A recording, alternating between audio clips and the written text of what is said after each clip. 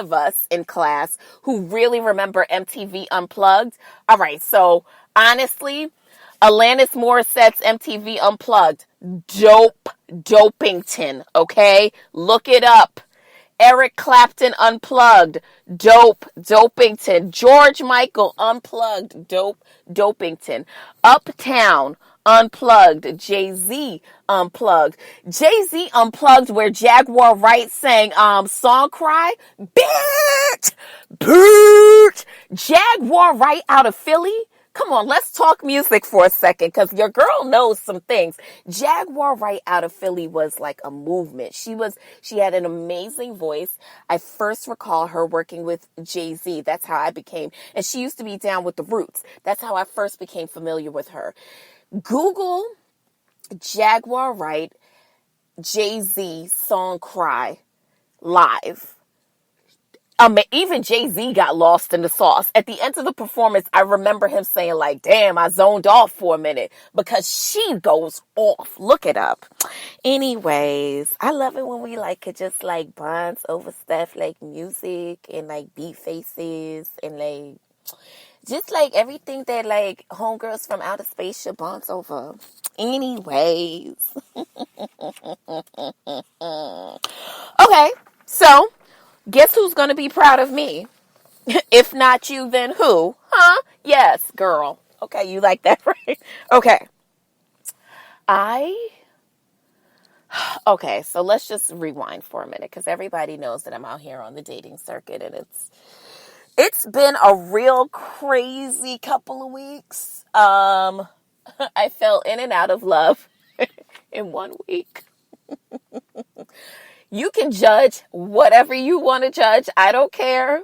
But I will say this. All right. For those, and I'm going to give this to you just because it's Valentine's week. Okay. Well, it was. If you've ever really met someone and just allowed yourself to just completely dive into them, right? No hesitation, none of the distrust, the weirdness. You two just said, fuck it. We just fucking like you saw them and you were like, yes. And they was like, yes. And you guys just jumped in, right? For those of you who have been blessed to feel that feeling, it is like a free fall parachute. Like no parachute. You just go all in with this person immediately, right? It is probably one of the most exhilarating feelings that you'll ever feel in your life because then you realize that all of the other times that you have been quote unquote loving, quote unquote in relation with people, if you've not felt like this, because honestly, I realized in the moment that I have only been loving with hesitation. Distrust, commitment issues, communication issues, power, ego issues, I know love from that perspective, and I think that unfortunately, that's how most of us will experience love in this lifetime, from the perspective of we're making it work, but it's like the story of Ananias. Like, you're holding some back, right? Like, for those of you who aren't familiar with the God spells, the Biblios, okay, then the only thing I can say to you is it's a story about people being told to sacrifice all for a particular reason, and these two people choosing to hold some back just in case. Even though God is telling them, give everything, they decide for the just in case on the low, they're going to hold back, not give everything. And that kind of dishonesty and that kind of lack of being able to have real faith and letting go cost them everything. Right? So I say that from the perspective of, if I can implore you to do anything in this lifetime, love with no hesitation. Love with just do it. We all run the crazy risk of, the hurt and the unveiling of who you really are, whatever, do it. Anyways, so you can't hold a bad bitch back for knowing, okay? Okay. So anyways, after, because after I had the rough week and whatever, I not love no more, I decided it's time for you to just throw caution to the wind and kick it to somebody. Like, kick your game. Shoot your shot, bitch.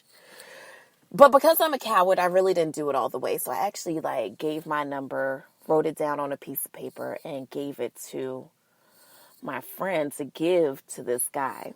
Anyways, needless to say, your girl shot her shot, and swoosh. Okay, wait, hold on. Swoosh. Anyways. All right, so let's talk about some shit this week, y'all, because, enough about me. So, why is Blacc Chyna trying to still get a case popping for this reality show? Why does she have to? Can someone tell me, why does she have to have a reality show?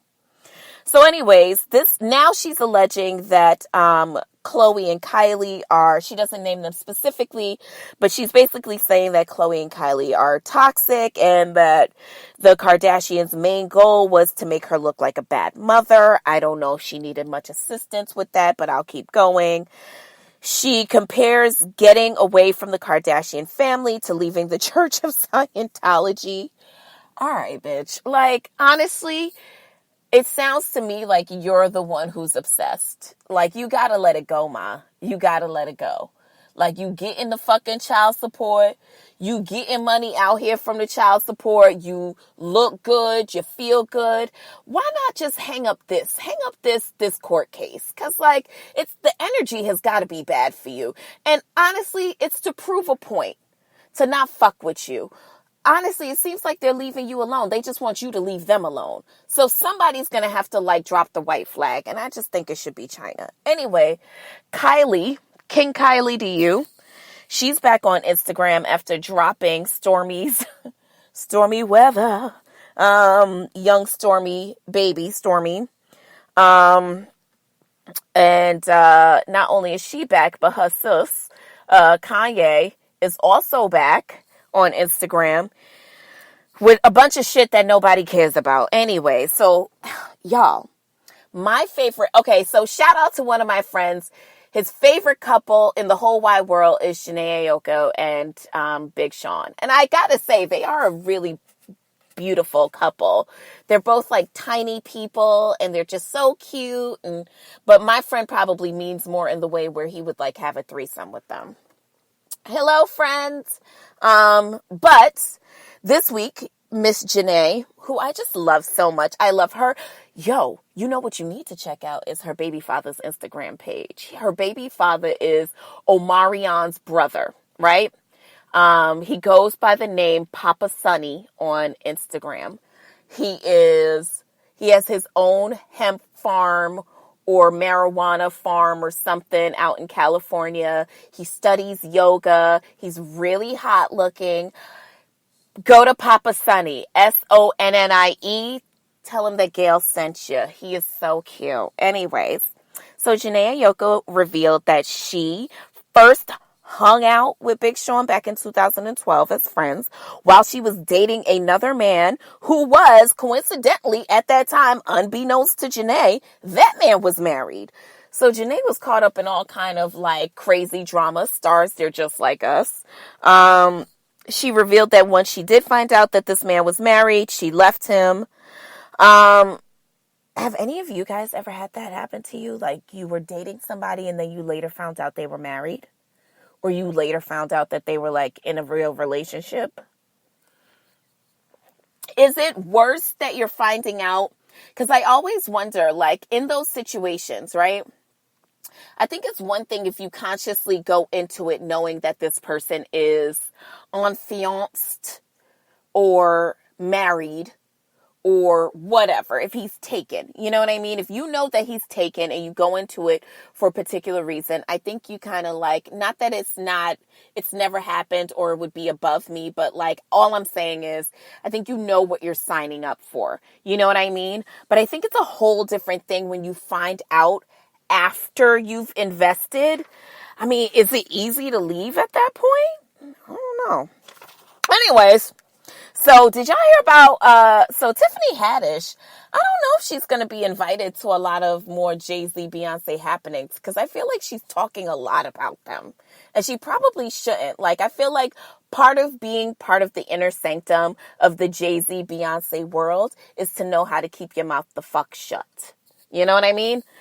Anyways, I'm not mad at hearing this, but Tiffany Haddish admitted to witnessing Beyonce politely confront a woman who got a little too familiar with Jay-Z. Right. Okay, so Tiffany Haddish basically said, so I go to a Jay-Z concert, right? And I'm invited to the after party. I was talking to another actress that was there who was also talking to Jay-Z. And she touched his chest. And she said, Beyonce came over with the demeanor of like, excuse me, get your paws off my fucking man. You know what I mean? So, yeah, I mean, I've heard stories about Beyonce being a G out here. Like, don't take her for simple. Like, don't get all wrapped up in the hair and all the Lemur, face kiddings and things like that, because she'll let you know who's who and what's what. So I'm not surprised by that story. So you guys, another week, another fucking mass shooting. And I feel like I'm just so, if it's not another mass shooting, it's like, it's a lot. You know what I mean? Sometimes it feels like sensory overload. But,